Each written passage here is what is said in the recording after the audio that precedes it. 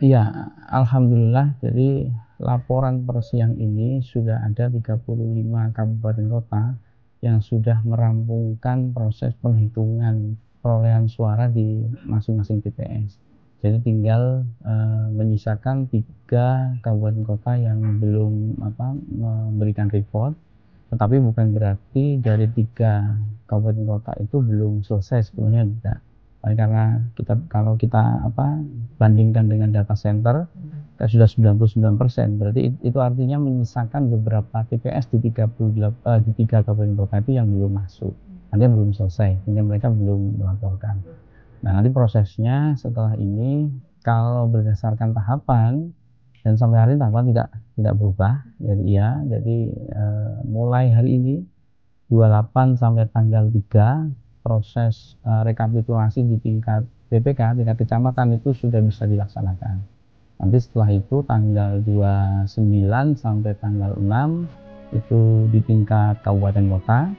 Kemudian nanti tanggal 30 sampai tanggal 9 Desember itu di tingkat provinsi.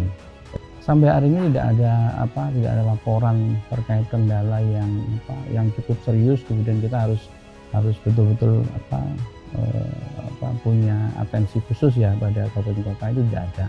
Kalau soal kendala teknis yang lazim itu terjadi, misalnya karena ini kan kebetulan cuaca juga curah hujan juga tinggi, misalnya di malam laporan keterlambatan teman-teman ngupload hasil ke Sirekap itu diakibatkan ada pemadaman listrik akibat hujan lebat di beberapa kabupaten kota, akhirnya itu melambat misalnya gitu. Kemudian soal-soal teknis yang lain di tiap-tiap TPS ini juga sama seperti yang lalu-lalu. Jadi ada misalnya soal pemahaman KPPS yang tidak beragam kan, itu biasa. Tapi kalau kita melakukan evaluasi, sebenarnya dari sekian TPS di masing-masing kecamatan itu kejadian itu kecil, misalnya ada 1 TPS. Nah, itu tidak bisa diartikan bahwa teman-teman PPK gagal memberikan pemahaman karena cuma 1 dari sekian banyak TPS. Nah, itu artinya memang mungkin ada kondisi psikologis yang teman-teman pada saat itu memang sudah lelah, bisa jadi, sehingga ada tekanan psikologis yang kemudian mereka buru-buru, mereka kemudian kondisi psikologisnya itu yang. Jadi kalau yang lain alhamdulillah sampai hari ini belum ada laporan. Ada laporan di beberapa kabupaten kota, tapi ini masih kita menunggu report dari teman-teman kabupaten kota.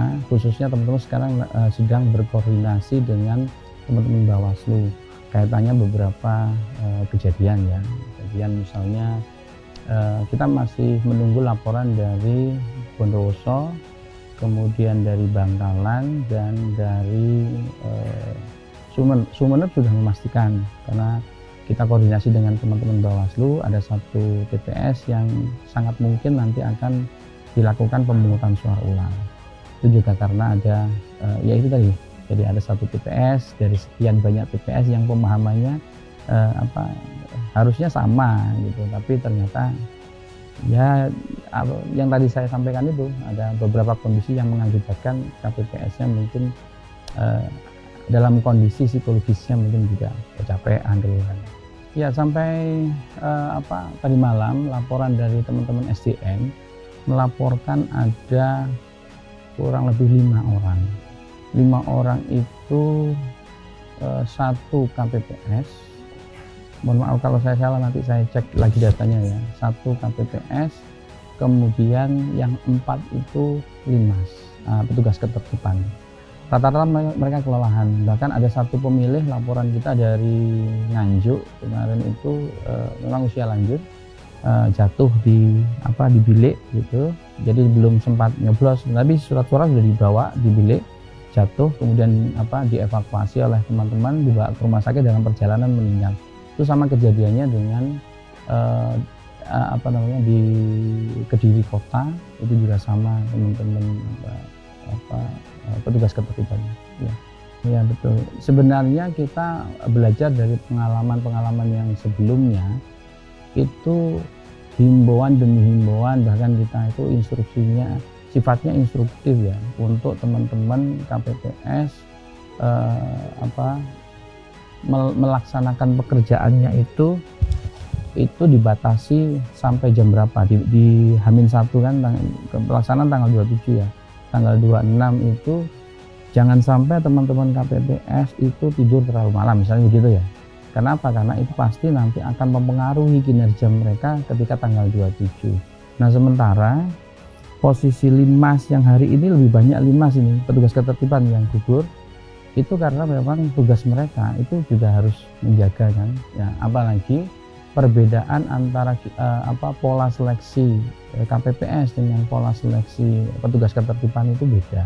Kalau petugas KPPS itu betul-betul kita batasi usianya, sementara petugas ketertiban memang kita rekomendasinya itu dari pemerintah daerah ya. Jadi ke depan barangkali kita juga perlu menegaskan kepada pemerintah daerah agar mengirimkan petugas ketertiban yang dalam hal ini rata-rata linmas itu di usia-usia yang tidak rawan lah. Kalau usia di atas 50 ke atas itu kan usia rawan ya. Nah, itu informasi dari teman-teman SDM, teman-teman linmas yang meninggal itu rata-rata di usia 50 ke atas.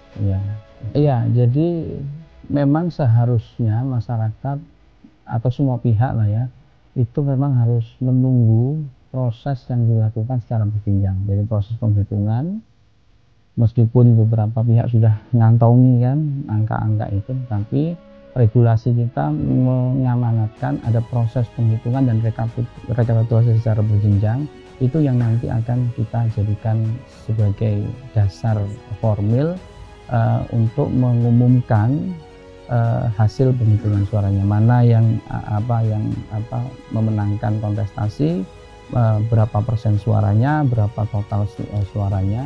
Nah, keberadaan Sirekap ini dalam rangka membantu sebenarnya, jadi membuka informasi kepada publik agar publik juga sejak dini sudah bisa mengetahui progresnya. Alhamdulillah di Pilkada 2024 ini Sirekap kita berjalan dengan lancar. Kalaupun ada beberapa kendala, kita lihat dari sudah 99% ya, berarti kan tinggal 1%. Nah, paling nanti juga saya yakin tidak sampai 1% kurang ya.